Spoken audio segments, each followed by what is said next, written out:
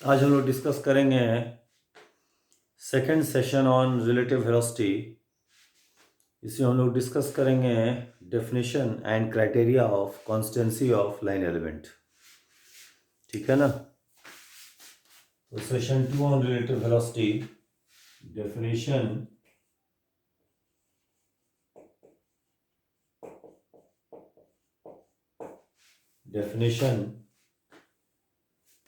And criteria of constancy of line element।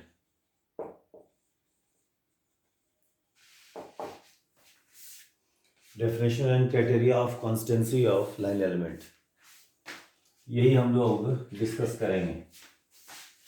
सबसे पहले हम लोग क्या करेंगे, हम लोग लाइन एलिमेंट को डिफाइन करेंगे और फिर उसके कॉन्स्टेंसी को डिफाइन करेंगे और तब कॉन्स्टेंसी का मैथमेटिकल क्राइटेरिया क्या होगा वेलोसिटीज़ के टर्म्स में, इसको हम लोग डिराइव करेंगे on the basis of simple common sense arguments.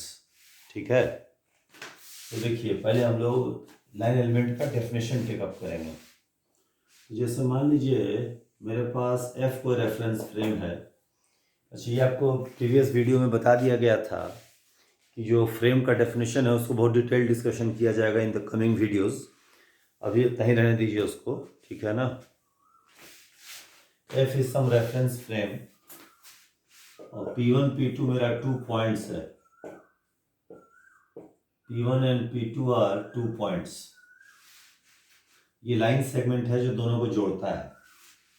तो line segment joining these 2 points is called a line element. इसी को हम लोग लाइन एलिमेंट बोलेंगे। Line element meaning a line segment joining two given points P1 and P2, that is called a line element। line segment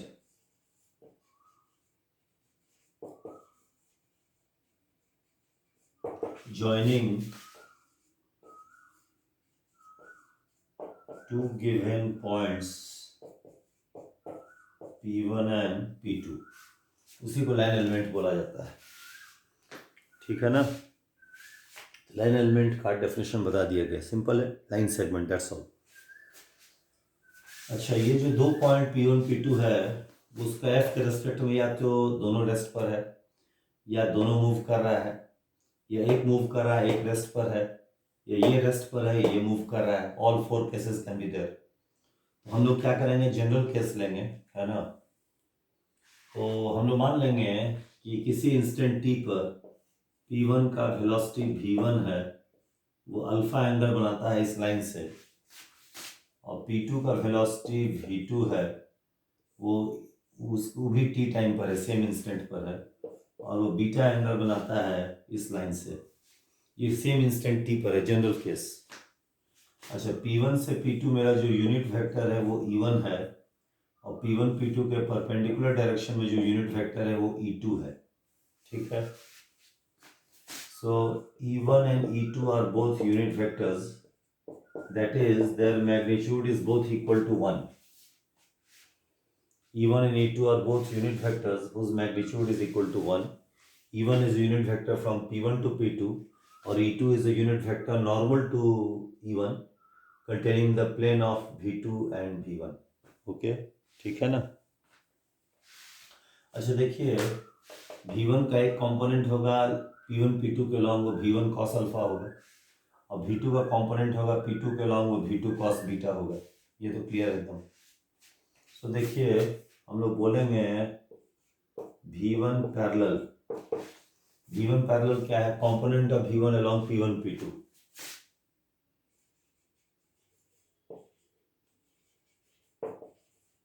of V1 along P1 P2, वो V1 parallel क्या होगा, V1 cos alpha into E1 हो जाएगा।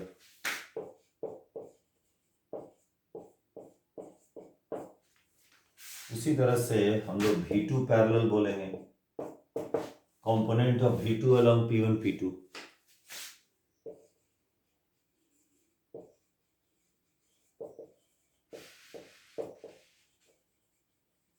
along P1 P2, वो हो जाएगा V2 cos beta into E1।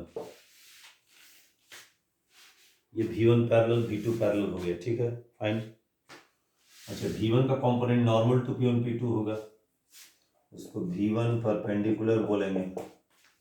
तो V1 perpendicular, अच्छा ये कैसे लिखा है समझ गया ना, कोई वेक्टर को लिखता है magnitude into unit vector along direction of that vector, वही रूल V1 पैरेलल वेक्टर को लगा दिए, ठीक है। अच्छा, ये दोनों कंपोनेंट वेक्टर फॉर्म में लिखा हुआ है, स्केलर फॉर्म में नहीं है, both are both in vector notation. अच्छा, V1 परपेंडिकुलर क्या है, component of V1 perpendicular to P1 P2, ठीक है, उसको लिखेंगे V1 sin alpha into E2।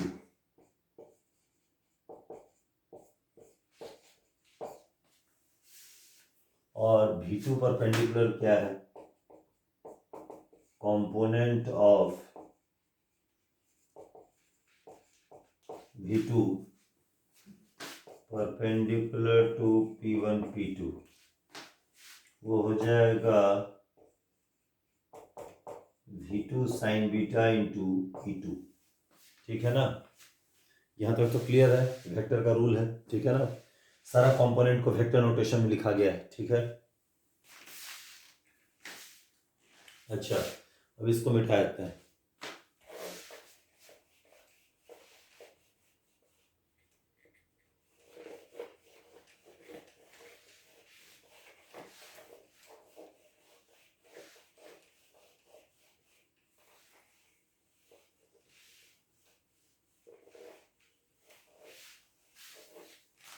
अच्छा, एक बार जान लीजिए, जो वेक्टर V1 है, वेक्टर V1 जो है वेलोसिटी किसका है, P1 का है, उसका एक कंपोनेंट होगा P1 P2 के अलोंग जो कि V1 पैरेलल है, और दूसरा कंपोनेंट होगा P1 P2 के परपेंडिकुलर जो V1 परपेंडिकुलर है।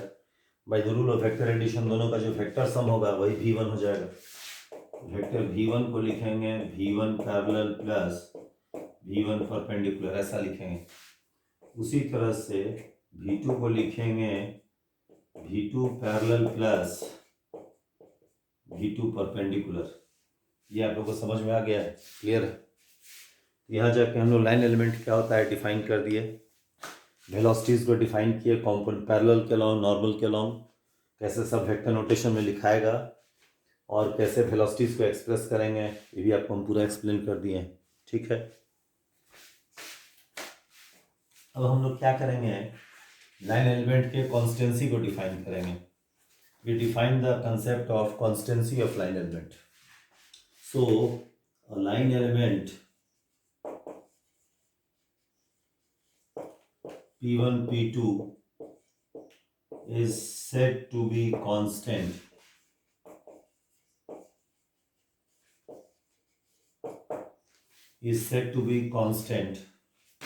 with respect to frame F if it simultaneously satisfies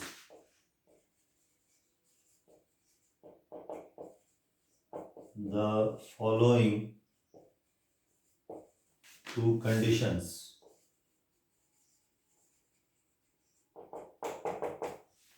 ठीक है, अब वो दो कंडीशन क्या है, इसको मिटा देते हैं।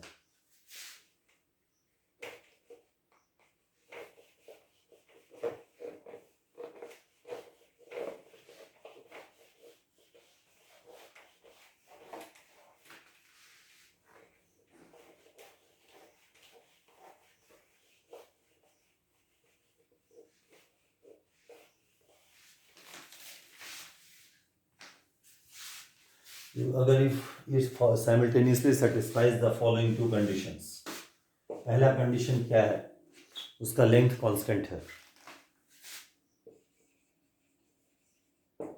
Length P1 P2 is constant. Length P1 P2 मतलब क्या, line segment joining P1 and P2 is of constant length. इसको हम लोग बोलते हैं समटाइम्स रिजिडिटी कंस्ट्रेंट या constraint of rigidity. It is called the constraint of rigidity. और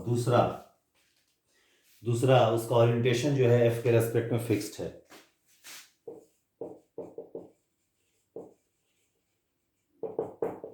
of the line element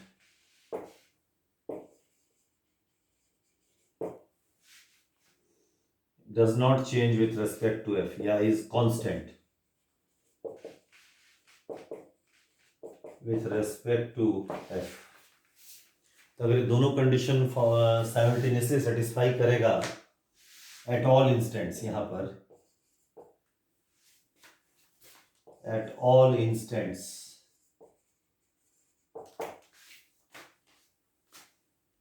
और दो कंडीशन ये वाला है.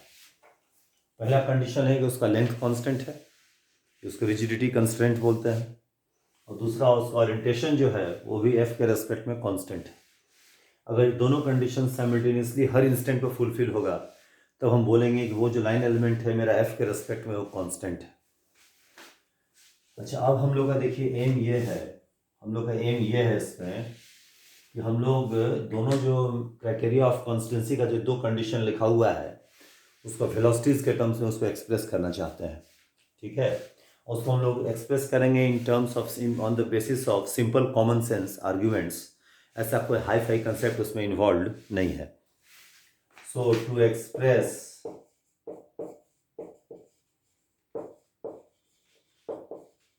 both the conditions of constancy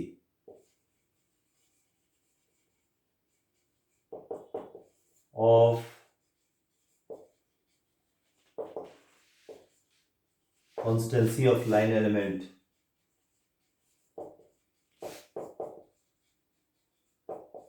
in terms of velocities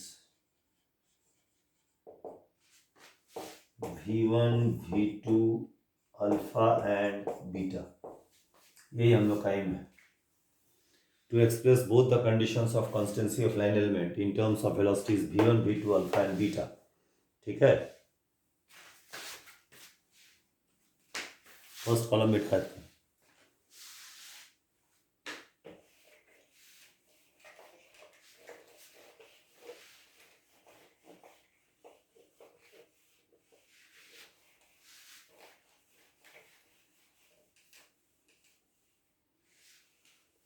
तो चलिए हम लोग पहले क्या करेंगे, हम लोग पहला क्राइटेरिया को स्टडी करेंगे. To express the first condition of constancy, first condition of constancy in velocity using the to express the first condition of constancy of line element. ही काटा हुआ है.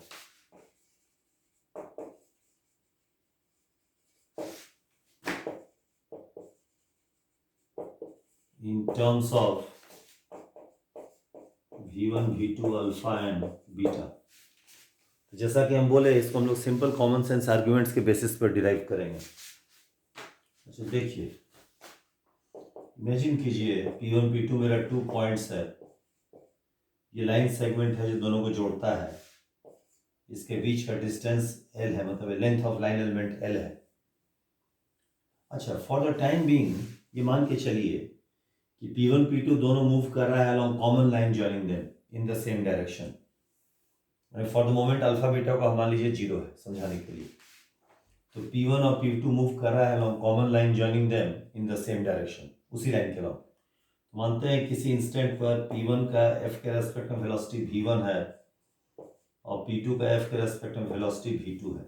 ठीक है, अभी हम लोग मैंने अल्फा बीटा अभी हटा दिए हैं. मेन हम लोग मान लिए हैं दोनों वेलोसिटी उसी लाइन के अलॉन्ग है. कौन सा line? Line P1 P2 in the same direction. अच्छा देखिए, ये दोनों स्पीड है P1 V2. अब 3 पॉसिबिलिटी बनता है, या तो V1 बड़ा होगा V2 से, या V2 बड़ा होगा V1 से, या V1 V2 इक्वल हो जाएगा. यही 3 केस बनता है. अच्छा, अगर माना जाए कि V1 बड़ा है V2 से, इस केस में L टाइम के साथ बढ़ेगा कि घटेगा? घटेगा। ये तो सिंपल बात है। देखिए, अगर दो पॉइंट मूव कर रहा है सेम डायरेक्शन में along common line joining them, और पीछे वाले का स्पीड ज़्यादा है, आगे वाले का राइटवर्ड स्पीड कम है, दूरी घटेगा ही। या ऐसे भी समझिए, हाईवे पर दो कार जा रहा है सेम हाईवे पर सेम डायरेक्शन में along common line joining them, और आगे वाले कार दाहिने वाले आगे वाला जो कार है उसका स्पीड है 40 किलोमीटर पर आवर, और पीछे वाले कार का स्पीड है 60 किलोमीटर पर आवर, तो क्या होगा? दूरी घटेगा ही, है कि नहीं? बोलिए। इस केस में अगर V1 बड़ा है V2 से, तो डिस्टेंस L जो है टाइम के साथ डिक्रीज करेगा। ये डाउनवर्ड एरो है, मतलब कि डिक्रीज करना, और अपवर्ड एरो मतलब इंक्रीज करना। इस केस में अगर V1 बड़ा होगा V2 से, तो टाइम के साथ L will go on decreasing. अच्छा, दूसरा पॉसिबिलिटी ये हो गया कि V1 लेस देन V2 है। अच्छा, V1 अगर लेस देन V2 है, L आपका टाइम के साथ बढ़ना चाहिए, L should increase with time.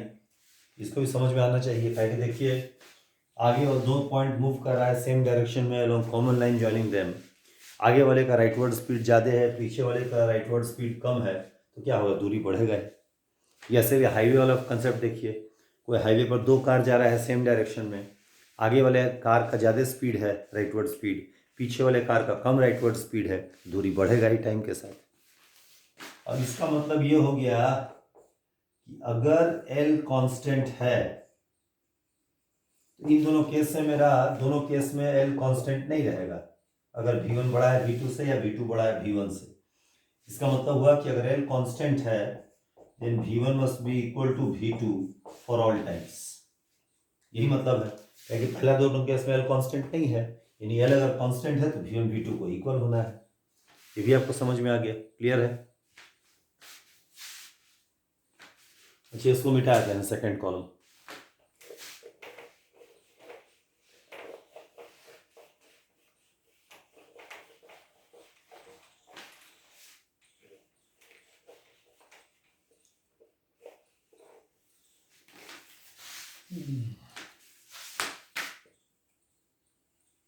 ठीक है। अच्छा, अभी हम लोग माने थे कि V1 V2 उसी लाइन के अलॉन्ग डायरेक्टेड है। अब ये रिस्ट्रिक्शन हटा के अल्फा बीटा कर देते हैं, ठीक है, जैसा ओरिजिनल प्रॉब्लम मैंने शुरू में जैसा गिवन था। तो ये देखिए,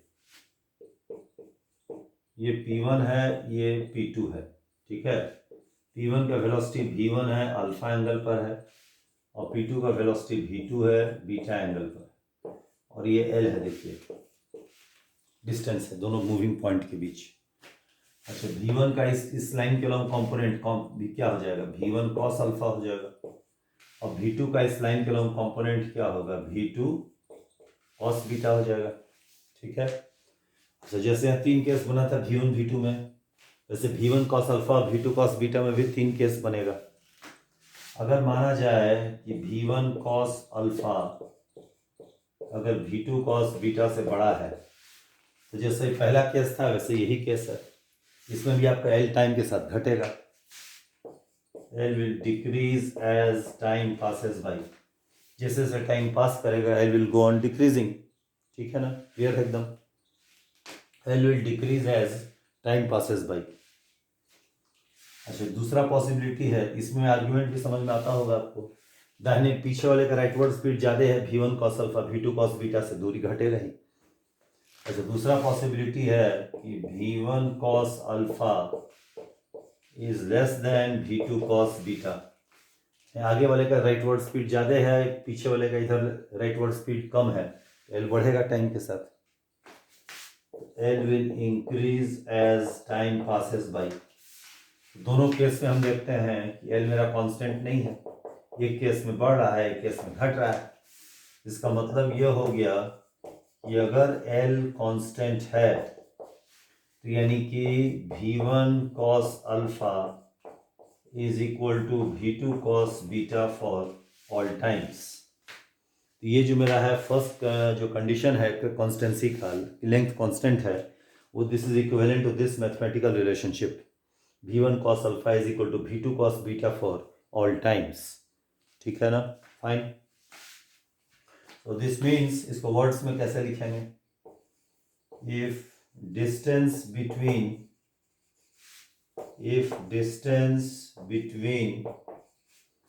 two moving points P1 and P2 is constant, ठीक है ना।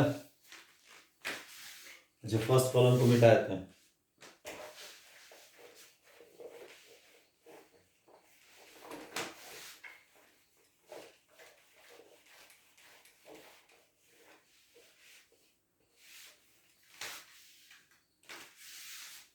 इम्प्लाई करेगा at any time instant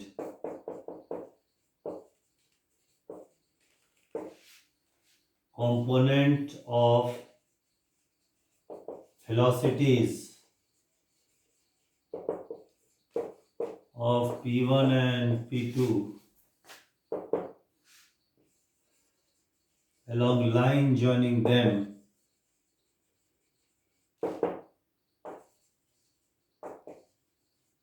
are always equal in magnitude and direction both. Magnitude and direction both. तो यही मेरा फर्स्ट कंडीशन का मैथमेटिकल स्टेटमेंट हुआ। अच्छा, एक बात इसमें ध्यान देना है कि V1 cos alpha V2 cos beta जो इक्वल हो रहा है, खाली मैग्नीट्यूड नहीं, डायरेक्शन में भी, डायरेक्शन भी दोनों का सेम होना चाहिए। केवल मैग्नीट्यूड काफ़ी होना काफ़ी नहीं, सफिशिएंट नहीं है। माने कि इसमें for first criteria to be true, for first criteria to be true, direction of apart from magnitude of V1 cos alpha and V2 cos beta, their directions must also be same. Must also be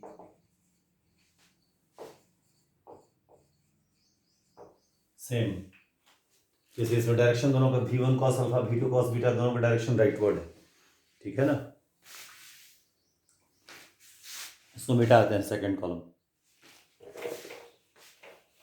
अच्छा, एक बात और ध्यान दीजिए। अच्छा, काहे direction भी same होना चाहिए। जैसे एग्जांपल लेके देखिए, जैसे मान लीजिए कि इसको समझा रहे हैं, ये P1 है, ये P2 है, ठीक है, P1 P2 है। मान लीजिए P1 का वेलोसिटी है 20 मीटर पर सेकेंड 60 डिग्री एंगल पर, और P2 का है 10√2 मीटर पर सेकेंड 45 डिग्री एंगल पर, किसी इंस्टेंट पर।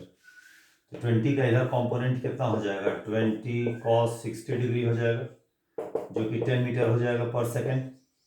इसका डायरेक्शन राइटवर्ड है, देखिए। और ये 10√2 का इधर कंपोनेंट होगा लाइन के अलॉन्ग, कितना होगा, 10√2 cos π/4, cos π/4 1/√2, √2 कट जाएगा, तो 10 मीटर पर सेकेंड है। दोनों देखिए मैग्नीट्यूड वाइज सेम है, इन डायरेक्शन वाइज देखिए ऑपोजिट है दोनों, ये राइटवर्ड है लेफ्टवर्ड है। इस केस में दोनों के बीच डिस्टेंस L होगा, इसमें कांस्टेंट नहीं होगा। इनफैक्ट इस डायग्राम के अनुसार वो डिक्रीज करेगा टाइम के साथ। और ये बस एग्जांपल हम बता दिए समझाने के लिए कि अगर डिस्टेंस को फिक्स होना है तो दोनों का जो वेलोसिटी कंपोनेंट होगा लाइन के अलॉन्ग, उन दोनों का मैग्नीट्यूड तो सेम होना ही चाहिए, डायरेक्शन भी सेम होना चाहिए, तभी जाके लाइन एलिमेंट का कॉन्स्टेंसी का फर्स्ट क्राइटेरिया फुलफिल होगा। अच्छा, ये जो हम लोग अभी लिखे थे फर्स्ट एक्सप्रेशन कॉन्स्टेंसी का जो कंडीशन लिखे, V1 cos alpha is equal to V2 cos beta, इसको यूनिट वेक्टर E1 E2 से गुना कर देते हैं जो शुरू में डायग्राम बनाए थे। तो V1 cos alpha E1 is equal to V2 cos beta into E1। अच्छा, V1 cos alpha into E1 हो जाएगा V1 पैरेलल, और V2 cos beta into E1 हो जाएगा V2 पैरेलल। ये रिलेशन जो होगा it should be satisfied for all times. V1 parallel must be equal to V2 parallel for all times. ठीक है ना, तब जाके ये कंडीशन फॉर कॉन्स्टेंसी मैंने फुलफिल होगा। उन्हें ये वेक्टर नोटेशन लिखा हुआ है, और जो v1 cos alpha v2 cos beta scalar notation है लाइन एलिमेंट के फर्स्ट क्राइटेरिया के कॉन्स्टेंसी का, और ये सेकंड वेक्टर नोटेशन है फर्स्ट क्राइटेरिया ऑफ कॉन्स्टेंसी का, this is the vector notation, और ये फर्स्ट क्राइटेरिया ऑफ कॉन्स्टेंसी का स्केलर नोटेशन है। ठीक है ना, फाइन, ऑल राइट। चलिए यहाँ तक बता दिए, तो फर्स्ट क्राइटेरिया ऑफ कॉन्स्टेंसी हम बता दिए आपको। अच्छा, फर्स्ट कॉलम मिटा देते हैं।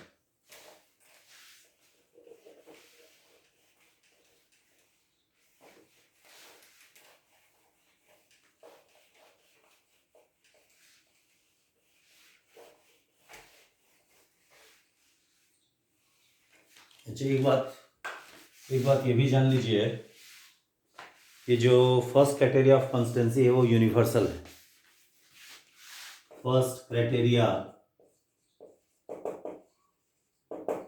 Of constancy of line element is universal, that is, अगर एक फ्रेम में ट्रू होगा दूसरे फ्रेम में भी ट्रू होगा, that is if true in one frame then it is also true in any other frame। अगर एक फ्रेम में ट्रू है तो किसी और फ्रेम में भी ट्रू होगा वो, ये यूनिवर्सल है। सवाल है वाई है ऐसा, इसका वजह ये है कि हम लोग जो ऑर्डिनरी मैकेनिक्स पढ़ते हैं, mechanics as given by Newton, उसमें एक इंस्टेंट पर दो पॉइंट के बीच का दूरी जो है हर फ्रेम में इक्वल होता है। और जैसे मान लीजिए हम बोलते हैं कि जैसे सपोज कीजिए मेरा ग्राउंड फ्रेम है जी, और P1 P2 आपका टू मूविंग पॉइंट्स है। हाँ, मान लीजिए 9 AM में, सुबह 9 बजे मॉर्निंग, ग्राउंड के रेस्पेक्ट में हम देखें कि दोनों के बीच का दूरी है 2 मीटर, तो 9 बजे किसी और फ्रेम से अगर देखेंगे इन दोनों को तो भी हम यही बोलेंगे कि दोनों के बीच का दूरी वही 2 मीटर ही है। अच्छा, अब मान लीजिए ग्राउंड फ्रेम में ये लेंथ कांस्टेंट है, हमेशा 2 मीटर है। जैसे मान लीजिए हम 9:01 पर देखें, 9:01 पर दोनों के बीच का जो दूरी L है वो अभी भी 2 मीटर है, कांस्टेंट है, मतलब ग्राउंड में मान लीजिए कांस्टेंट है, तो ग्राउंड के रेस्पेक्ट में दोनों के बीच का दूरी L जो है कांस्टेंट है मान लीजिए, तो 9:01 पर भी दोनों के बीच का दूरी ग्राउंड से देखने पर 2 मीटर आएगा। अच्छा, 9:01 पर फिर से दोनों के बीच जो दूरी होगा वो हर फ्रेम में सेम रहेगा, तो 9:01 के किसी और फ्रेम से अगर देखेंगे उस समय भी दोनों के बीच की दूरी हम 2 मीटर ही बोलेंगे। यानी अगर इसके बीच का दूरी एक फ्रेम में कांस्टेंट है, इसके बीच का दूरी दूसरे फ्रेम में भी कांस्टेंट होगा, और वही कांस्टेंट वैल्यू होगा दोनों फ्रेम में। क्लियर हो गया? ऑलराइट, समझ गया इसको सेकंड कॉलम में उठाया था।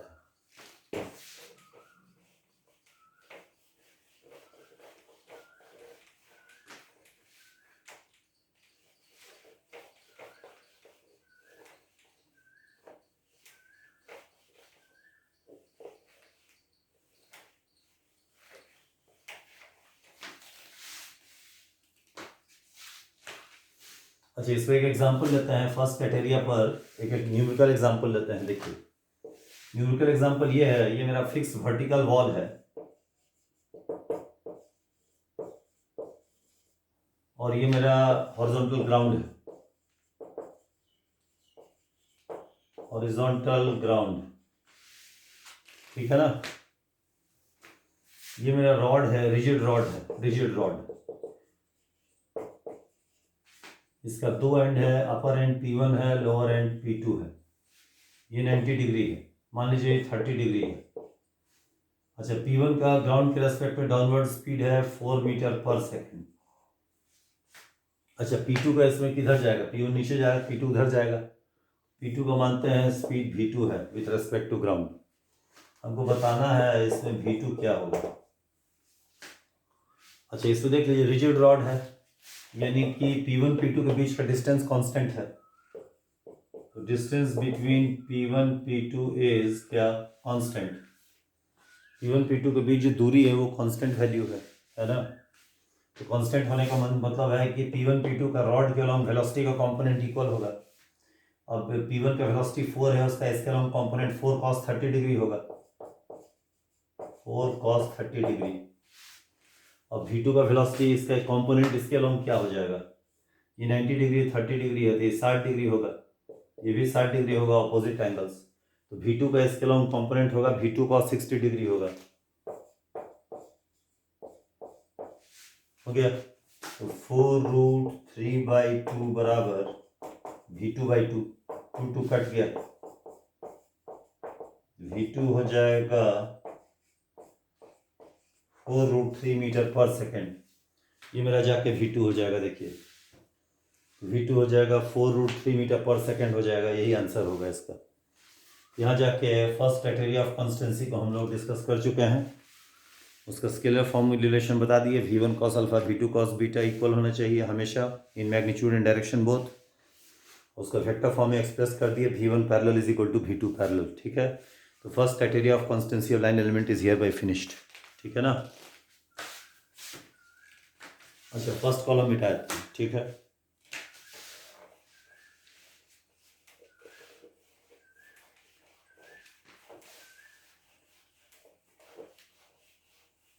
अच्छा, अब हम लोग क्या करेंगे, second criteria of constancy of line element discuss करेंगे। सेकेंड क्राइटेरिया, उसका भी हम लोग मैथमेटिकल कंडीशन डिराइव करेंगे, वेलोसिटीज के बीच का relation. So second criteria of constancy of line element, second criteria of constancy of क्या, लाइन एलिमेंट, इसको हम लोग स्टडी करेंगे, ठीक है। तो second criteria of constancy of line element क्या हम बता दिए हैं कि इसका जो लाइन एलिमेंट को हम लोग P1 P2 से डिनोट करेंगे, तो मतलब कि इसका ओरिएंटेशन F के रेस्पेक्ट में फिक्स्ड है, ठीक है।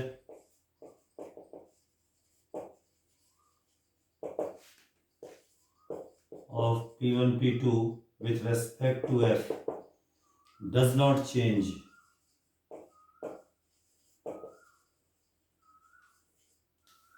orientation of P1 P2 with respect to F does not change, यही मेरा सेकंड क्राइटेरिया ऑफ कॉन्स्टेंसी है। अगेन इसको हम लोग को कन्वर्ट कर देना है, मैंने इसका करस्पॉन्डिंग मैथमेटिकल रिलेशन निकालना है वेलोसिटीज के बीच। To find the relation between V1 V2 alpha and beta so that it is true, ठीक है ना। अच्छा, इसमें सेकेंड कॉलम मिटा देते हैं। अच्छा, इसमें अगेन हम लोग जो मैथमेटिकल कंडीशन डिराइव करेंगे वो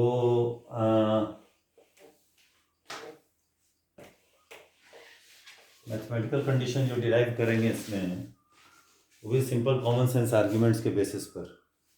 जैसे देखिए, मान लीजिए मेरा फ्रेम F है, ये मेरा लाइन एलिमेंट P1 P2 है। अच्छा, अभी फॉर द टाइम भी मान के चलिए कि P1 का जो वेलोसिटी V1 है वो राइट एंगल पर है इस लाइन एलिमेंट के, और P2 का वेलोसिटी भी V2 है, उसी राइट एंगल पर है, लाइन एलिमेंट P1 P2 के राइट एंगल पर है, ठीक है। अब इसमें अगेन देखिए 3 केस बनता है, या तो V1 बड़ा होगा V2 से, या V2 बड़ा होगा V1 से, या V1 V2 इक्वल होगा। तो पहला केस ये बनता है कि V1 जो है V2 से बड़ा है। अच्छा, इस केस में देखिए, जैसे देखिए ये मेरा लाइन P1 P2 है T टाइम पर, हाँ, ये लाइन एलिमेंट P1 P2 है T टाइम पर। dt सेकेंड्स में P2 ऊपर जाएगा कितना, P2 यहाँ चला जाएगा, कितना ऊपर डिस्टेंस जाएगा, V2 dt जाएगा ऊपर। अच्छा, dt सेकेंड्स में P1 ऊपर जाएगा कितना, V1 dt, बट V1 बड़ा है V2 से, तो V1 dt V2 dt से बड़ा होगा, तो dt सेकेंड्स में P1 ज़्यादा ऊपर चला जाएगा, P1 यहाँ चला जाएगा। तो ये देखिए, ये वाला ये लाइन एलिमेंट हो जाएगा कब, t प्लस dt पर हो जाएगा। अब आप देख लीजिए, t टाइम पर लाइन एलिमेंट ऐसे था, ऐसे, dt seconds later line element ऐसे हो गया, इसका ओरिएंटेशन चेंज हो गया, इसमें ओरिएंटेशन इसका फिक्स नहीं रहा। अच्छा, दूसरा पॉसिबल केस है ये V1 लेस देन V2 है। अच्छा, इसका मतलब क्या होगा, देखिए ये P1 है, ये P2 है, ये T टाइम है। V1 तो dt टाइम में P1 ऊपर जाएगा कितना, V1 dt डिस्टेंस जाएगा, तो P1 यहाँ आ गया, कितना डिस्टेंस ऊपर जाएगा, V1 dt डिस्टेंस ऊपर जाएगा। उतना ही देर में P2 कितना ऊपर जाएगा, V2 dt डिस्टेंस, और V2 बड़ा है V1 से, तो V2 dt V1 dt से बड़ा होगा, तो P2 ज़्यादा ऊपर जाएगा यहाँ पर। तो अगर dt सेकेंड्स में देखें लेटर, तो P1 यहाँ P2 यहाँ, दोनों को जोड़ेंगे, लाइन एलिमेंट ऐसे हो गए। देखिए अगेन इसका ओरिएंटेशन फिक्स नहीं रहा, देखिए T टाइम पर लाइन एलिमेंट ऐसे था, dt seconds later line element ऐसे हो गया, ऐसे से ऐसे हो गया, इसका ओरिएंटेशन चेंज हो गया है।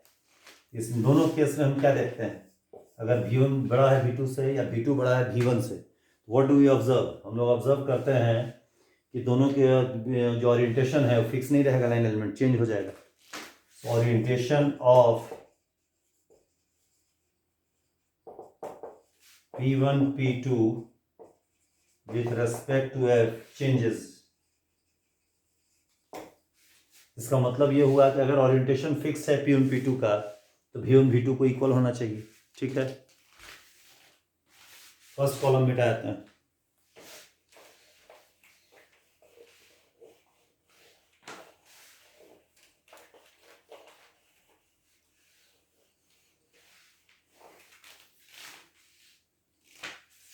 इसका मतलब ये हुआ कि इफ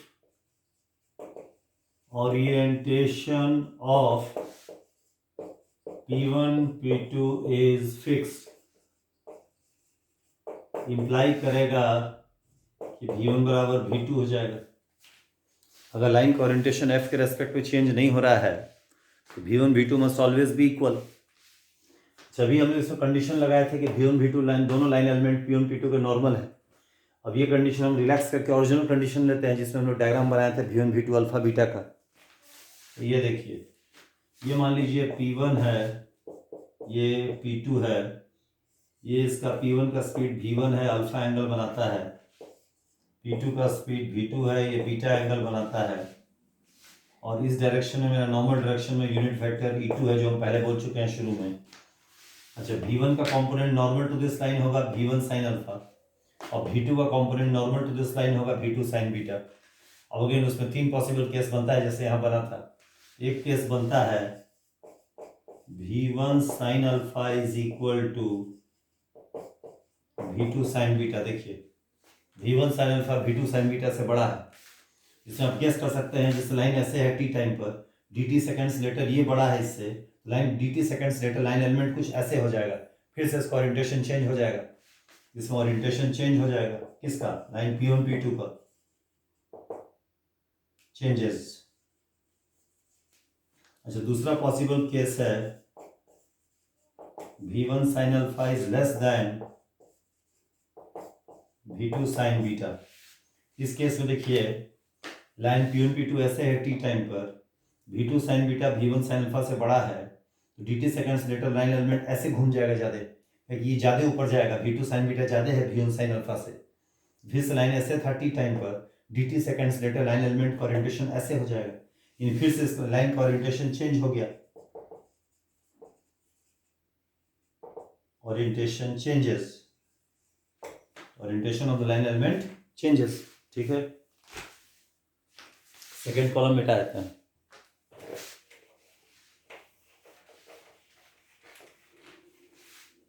इसका मतलब ये हुआ कि अगर लाइन एलिमेंट का ओरिएंटेशन फिक्स्ड है, if orientation of line element is fixed, if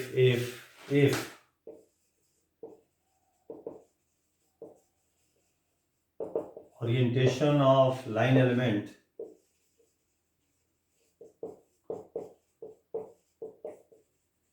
P1 P2 is fixed, imply करेगा at any instant V1 sin alpha should be equal to V2 sin beta, है ना, for all times.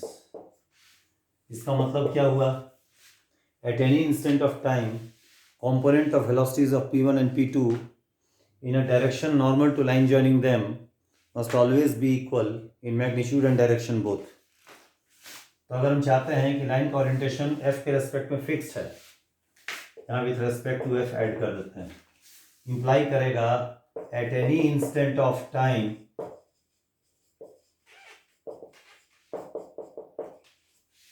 component of velocities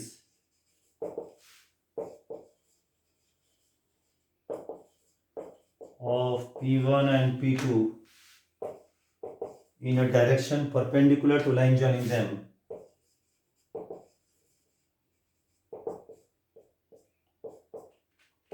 perpendicular का symbol है, joining them must always be equal in magnitude and direction both. Magnitude and direction both. यही मेरा second criteria का mathematical relation है। Again इसमें ध्यान रखना है कि v1 sin alpha v2 sin beta खाली मैग्नीट्यूड वाइज नहीं होना चाहिए, डायरेक्शन वाइज भी होना चाहिए। अच्छा, फर्स्ट कॉलम बेटा आता है,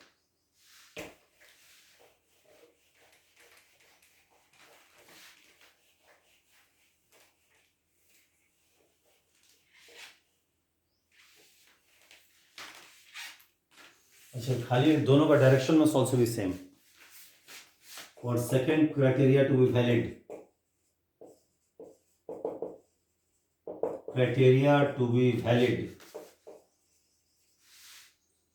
apart from magnitude,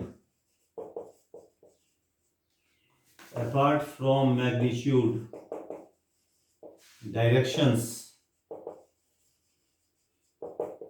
of v1 sin alpha and v2 sin beta must also be same.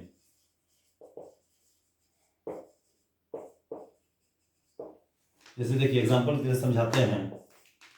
मान लीजिए मेरा लाइन एलिमेंट P1 P2 है, P1 का वेलोसिटी है 10 मीटर पर सेकेंड 30 डिग्री एंगल पर, P2 का वेलोसिटी है 5√2 मीटर पर सेकेंड 45 डिग्री एंगल पर।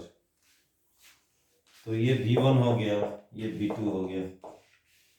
अच्छा, V1 का जो कंपोनेंट होगा normal to this line V1 sine alpha, ये अल्फा हो गया, ये बीटा हो गया। V1 sin अल्फा होगा 10 इंटू साइन 30 डिग्री, यानी 10/2 5 मीटर पर सेकेंड होगा। इसका डायरेक्शन अपवर्ड होगा डायग्राम के अनुसार। Component of V1 normal to this line इधर होगा। अच्छा, V2 साइन बीटा वो हो जाएगा 5√2 साइन π/4, साइन π/4 √2 कट जाएगा, ये 5 मीटर पर सेकेंड होगा डाउनवर्ड डायरेक्शन में। अब देख लीजिए दोनों मैग्नीट्यूड वाइज सेम है पर दोनों का डायरेक्शन अपोजिट है। इस केस में लाइन P1 P2 का ओरिएंटेशन फिक्स नहीं रहेगा, चेंज हो जाएगा। क्या है, P2 इधर जाएगा, P1 इधर जाएगा। जैसे लाइन एलिमेंट ऐसे था t टाइम पर, dt सेकंड्स लेटर P2 कुछ यहाँ चला गया और P1 कुछ यहाँ चला गया, तो लाइन एलिमेंट ऐसे हो जाएगा। देखिए फिर से इसका ओरिएंटेशन चेंज हो गया, इसका ओरिएंटेशन विल अगेन चेंज। इसका ओरिएंटेशन फिक्स होने के लिए दोनों का मैग्नीट्यूड तो सेम होना ही चाहिए, डायरेक्शन भी सेम होना चाहिए। ठीक है, इसको मिटा देते हैं।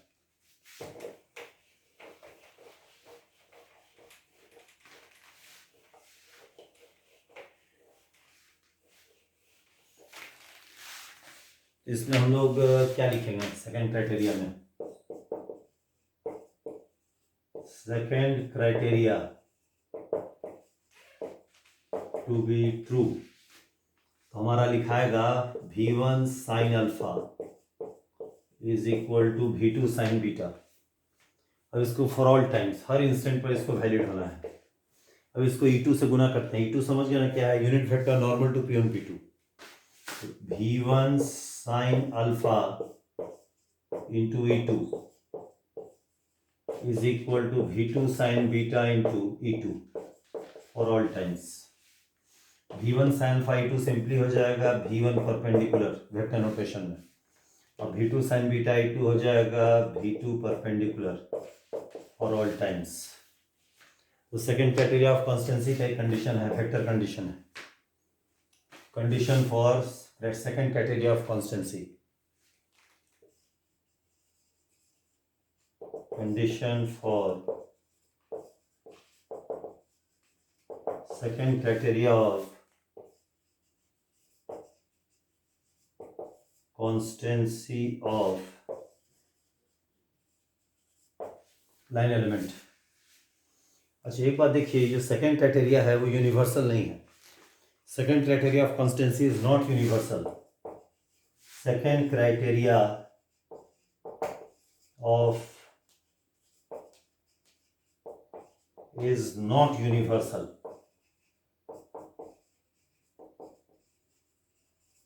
मीनिंग क्या?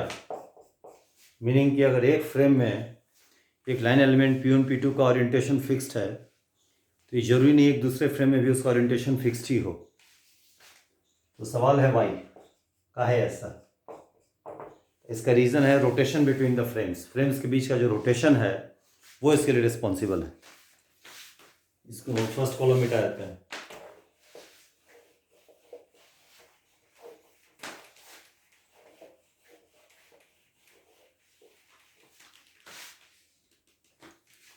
कारण है यहां के बाद यहां लिख रहे हैं,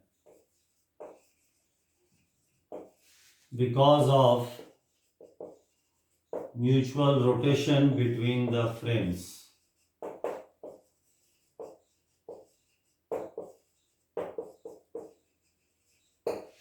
देखिए इसको समझिए, इमेजिन कीजिए मेरा कोई ग्राउंड फ्रेम है जी, समझ गए? ये मेरा P1 P2 लाइन एलिमेंट है। P1 and P2 are the line elements, ठीक है? इसका मान लीजिए ओरिएंटेशन ग्राउंड में फिक्स्ड है, मूव भी ऐसा कर रहा है कि ग्राउंड में इसका ओरिएंटेशन फिक्स्ड है। इसका ओरिएंटेशन ग्राउंड के रेस्पेक्ट में फिक्स्ड है मान लीजिए। अच्छा मान लीजिए मेरे पास एक रोटेटिंग फैन है, एम मेरा एक रोटेटिंग फैन है, रोटेटिंग फैन। फैन समझ रहे हैं? पंखा रोटेट कर रहा है किसके रेस्पेक्ट में? ग्राउंड के रेस्पेक्ट में। मान लीजिए ऐसे रोटेट कर रहा है फैन, फैन ऐसे रोटेट कर रहा है, लाइक दिस, ऐसे रोटेशन हो रहा है फैन का, ठीक है? फैन का रोटेशन ऐसे हो रहा है। अगर इस रोटेटिंग फैन से हम इस लाइन P1 P2 को देखेंगे तो हम उसको ऐसे उल्टा रोटेट करते देखेंगे। ग्राउंड के रेस्पेक्ट में इसका ओरिएंटेशन फिक्स है, हमेशा ये ओरिएंटेशन है इसके रेस्पेक्ट में, इस लाइन एलिमेंट का। लेकिन अगर रोटेटिंग फैन ऐसे क्लॉकवाइज रोटेशन हो रहा है ग्राउंड के रेस्पेक्ट में, तो वहां से हम देखेंगे तो हमको लाइन P1 P2 ऐसे मूव करता दिखेगा, ऐसे और ऐसे ऐसे रोटेशन करता दिखेगा। देखिए इसका ओरिएंटेशन चेंज हो जाएगा, यानी कि इस लाइन एलिमेंट का ओरिएंटेशन ग्राउंड में फिक्स्ड है, इन फैन के रेस्पेक्ट में फिक्स नहीं है। इसलिए सेकंड क्राइटेरिया जो है सो यूनिवर्सल नहीं है। एक फ्रेम में कांस्टेंट है ओरिएंटेशन, डजंट मीन दूसरे फ्रेम में भी कांस्टेंट होगा, ठीक है? तो इसमें हम देखते हैं with respect to fan the line element appears to rotate, that is its orientation changes।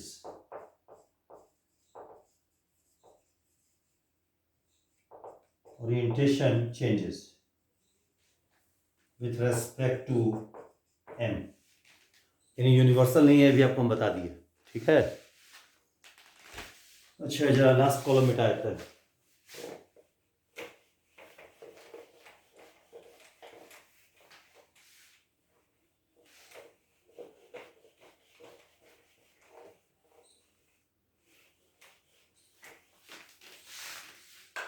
अच्छा देखिए एक चीज और, लास्ट पॉइंट कि देखिए जैसे मान लीजिए लाइन एलिमेंट को बना देते हैं यहाँ पर P1 P2, इसका V1, इसका अल्फा, इसका V2, इसका बीटा। ये P1 से P2 के अलॉन्ग यूनिट वेक्टर E1 है, नॉर्मल डायरेक्शन में यूनिट वेक्टर E2 है। E1 E2 both are unit vectors. हाँ, mod E1 is equal to mod E2 is equal to 1। तो सपोज कीजिए, suppose that line element P1 P2 is constant with respect to F, imply करेगा कि constancy का दोनों criteria fulfil करेगा, meaning इसका length constant है, फर्स्ट क्राइटेरिया।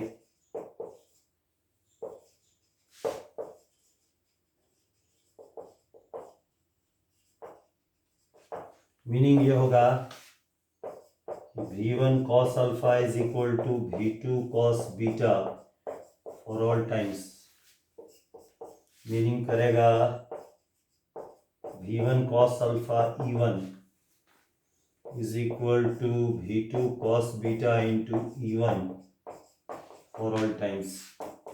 अब ये quantity is nothing but v1 parallel and this is nothing but v2 parallel for all times। तो फर्स्ट क्राइटेरिया भी फुलफिल करेगा, मतलब ये दोनों इक्वल होगा, पहले हम लोग डिस्कस कर ही चुके हैं। अच्छा, फर्स्ट कॉलम मिटा देते हैं।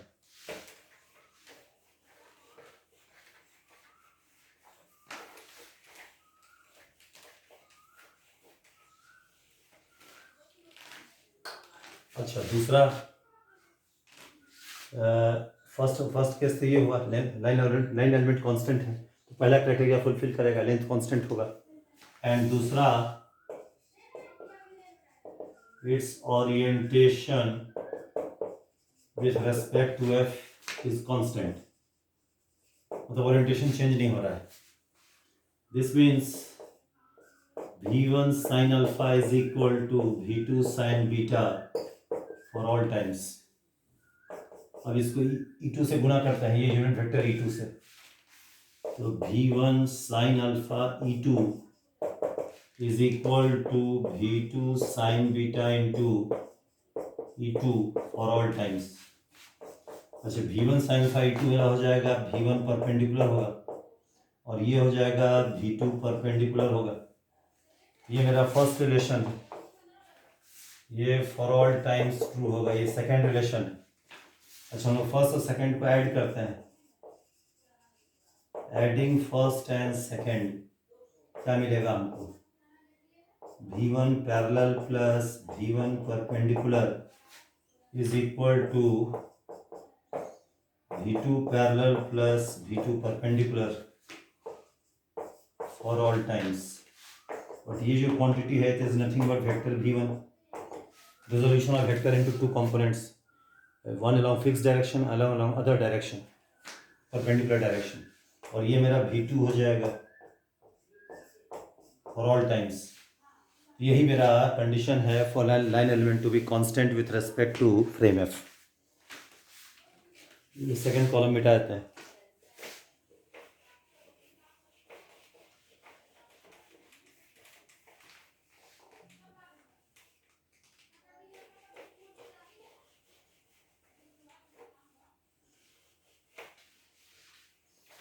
तो इसका मतलब ये हो गया, if line element P1 P2 is constant with respect to f, imply करेगा V1 is equal to V2 for all times, है ना। V1 V2 क्या है, P1 P2 का वेलोसिटी है f के रेस्पेक्ट में। V1 is equal to V2 for all times, for all times V1 V2 are both equal है।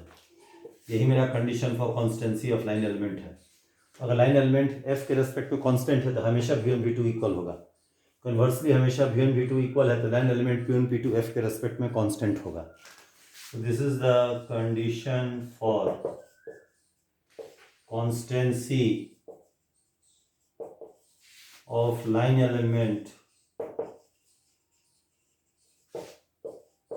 P1 P2। समझ गए। अच्छा, लास्ट पॉइंट बोलेंगे कि देखिए जो सेकंड जो criteria of constancy of line element है वो यूनिवर्सल नहीं है because of the second criteria of constituency.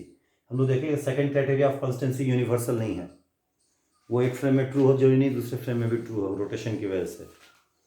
तो वही उसी आर्ग्यूमेंट को देखेंगे तो लाइन एलिमेंट का कॉन्स्टेंसी भी यूनिवर्सल नहीं होगा। वो एक फ्रेम में अगर कांस्टेंट है जरूरी नहीं दूसरे फ्रेम में भी कांस्टेंट हो, कारण कि सेकंड क्राइटेरिया ऑफ कॉन्स्टेंसी आपका फ्रेम टू फ्रेम वेरी करेगा। तो first total criteria of constancy line element भी फ्रेम टू फ्रेम वेरी करेगा। So criteria of constancy of line element is not universal. That is, if line element is P1 P2 is constant with respect to f, then it need not be constant. It need not be constant with respect to some other frame.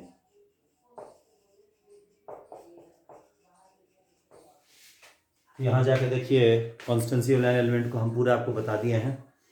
लगभग 1 our का video था। Line element को constituency का theory पूरा हम समझा दिए आप लोग को। इससे आप लोग को क्लियर हो जाना चाहिए, डाउट नहीं होना चाहिए, ठीक है ना। इसको अच्छा से देख लीजिए, स्टडी कर लीजिए, गो थ्रू कर लीजिए। अब जो 3rd वीडियो बनेगा वो ट्रांसलेशन और रोटेशन चैप्टर वीडियो बनेगा, ठीक है। इसको यहाँ जाके हम इसको क्लोज कर दीजिए, ठीक है, क्लोज कीजिए इसको।